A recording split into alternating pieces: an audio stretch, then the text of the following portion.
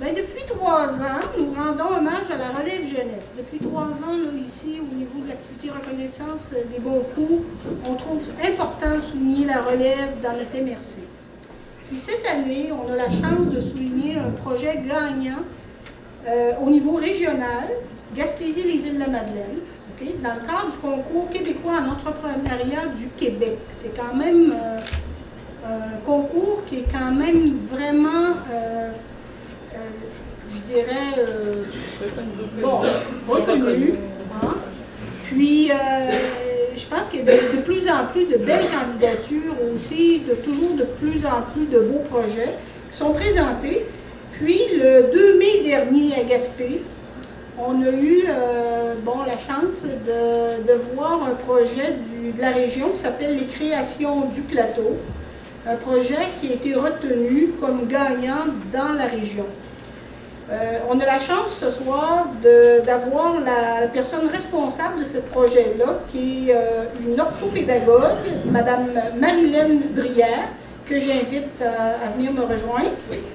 Puis, on a aussi 2 représentantes de ce projet-là, 2 jeunes représentantes, qui est Rosalie Michaud de l'école de Saint-François et Frédéric Fortin aussi de l'école de Saint-Alexis. Fait que, je vous invite. La création du plateau, les créations du plateau, c'est un projet avec 29 jeunes du 2e cycle et du 3e cycle primaire. C'est parti de l'idée, moi, je suis arrivée sur les plateaux, en enseignement, ça bouge beaucoup, comme vous le savez. Je suis arrivée sur les plateaux et les jeunes ne me connaissaient pas ou très peu. Je me suis dit, eh bien, voilà ma chance d'essayer de créer un lien avec eux. C'est par le biais d'un projet entrepreneurial que j'ai eu l'idée. J'ai remarqué que certains élèves en difficulté, et même non en difficulté, avaient perte de motivation. Fait qu'on s'est dit, bon, on va essayer de trouver ensemble une solution pour augmenter la motivation scolaire et la persévérance à l'école. On a formé un petit comité d'élèves, puis la création de bijoux en est ressortie. Comme on a dit tout à l'heure, Rosalie et Frédéric, élèves de 6e année cette année, représentent les 29 élèves. Puis on va vous parler un petit peu de c'est quoi qu'on a fait durant le projet. Le projet s'est échelonné du mois d'octobre jusqu'à aller à la relâche, jusqu'à fin mars, mi-mars, oui. On a créé des bijoux, particulièrement des boucles d'oreilles, comme vous pouvez voir, puis des colliers à partir de boutons. Matériel neuf et recyclé. On a eu des dons de la collectivité, comptoir d'entraide, les gens ont été très généreux. Et puis on a fait des colliers de gens dont ils nous ont offert. Comment ça se déroulait les ateliers, les filles, sur l'heure du dîner? Comment vous arriviez? On profitait de notre dîner, puis on dînait à l'école, puis on allait faire des bijoux après. Oui. OK, puis de quelle façon vous faisiez des bijoux? Peux-tu me parler un peu du matériel, des outils? Qu'est-ce que tu as appris là-bas? Des pinces. Oui, différentes sortes de pinces, exactement.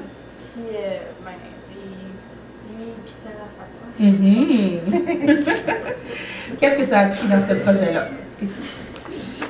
On a appris à manipuler des objets, à utiliser des pinces, puis à faire les bijoux, là. Pouvez-vous me parler un peu du travail d'équipe, de vos créations? On était en îlot, puis on avait comme un petit bac où on prenait toutes nos choses dedans. Oui, exactement.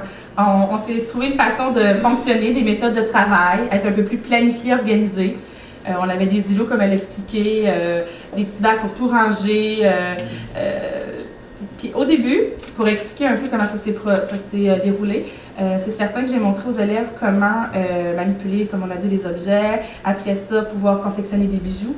Mais il n'y a pas si longtemps que ça, les élèves étaient capables, par eux-mêmes, d'installer les îlots.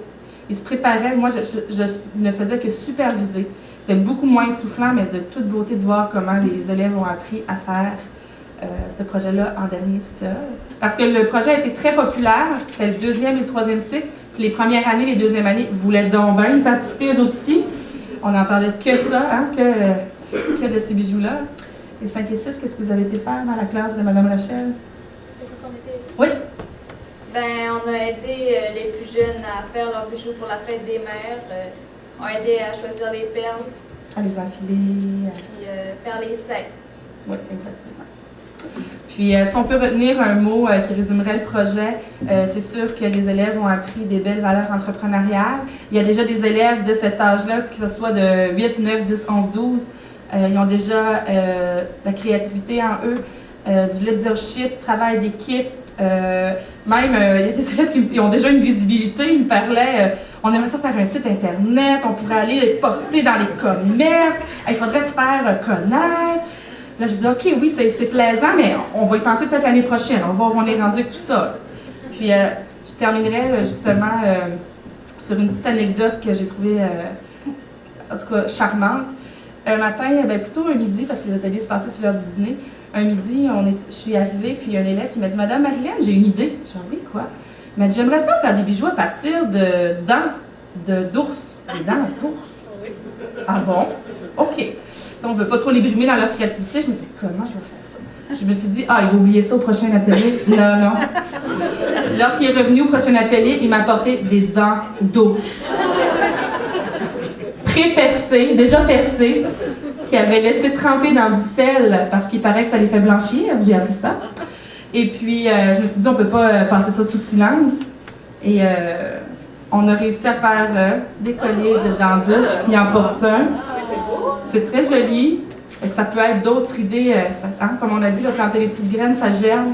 Il y a vraiment du potentiel sur les plateaux, créativité. On peut les féliciter.